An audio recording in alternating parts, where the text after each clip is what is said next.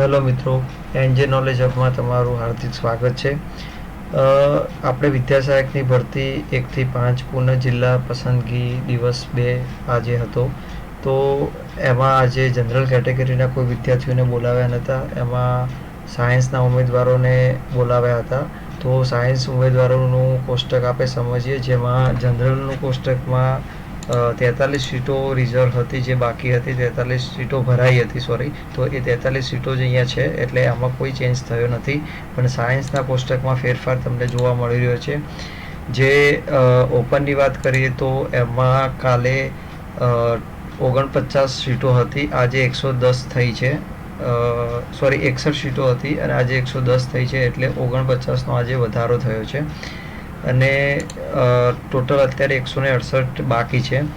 એ રીતે આપણે એસસી કેટેગરીની વાત કરીએ તો કાલે કોઈ 0 કેટેગરી હતી, મીન્સ કે કોઈ સીટ ભરાણી હતી. આજે 15 સીટો ભરાણી છે. અને એસટીની વાત કરીએ તો એસટીની અંદર કાલે 1 સીટ હતી અને અત્યારે 4 સીટો એડ થઈ અને ટોટલ 5 થઈ છે.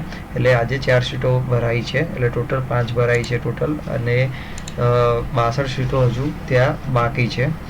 હવે આપણે એસસીબીસીની વાત કરીએ તો એસસીબીસીની અંદર કાલે 14 સીટો હતી અને આજે 62 સીટો ભરાઈ, એટલે 76 સીટો અહીંયા પૂરી થઈ જાય છે. એટલે અત્યારે એસસીબીસીમાં કોઈ સીટ બાકી નથી. એટલે હવે સાયન્સના વિદ્યાર્થીઓમાં કોઈ ઓનલી ફોર રિઝર્વ કેટેગરીવાળો કોલ લેટર હશે તો એ એસસીબીસીમાં લાગશે નહીં, કેમ કે એની સીટ હવે ભરાઈ ગઈ છે.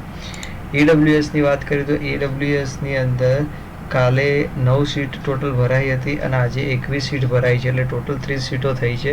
એટલે 19 સીટ ટોટલ હજુ બાકી છે. એટલે એમ વાત કરીએ તો 498માંથી 236 સીટો ભરાઈ છે અને 262 સીટો હજુ બાકી છે. તો અને કાલે આઈ થિંક સેટરડે અને સન્ડે રજા હશે, તો હવે મંડે 9 તારીખે ઓપન થશે. તો જોઈએ કે હવે ડે 3માં સામાન્ય પ્રવાહમાં કઈ રીતનું રહે છે. તો આ હતું સાયન્સનું કોષ્ટક. Thank you for watching the video.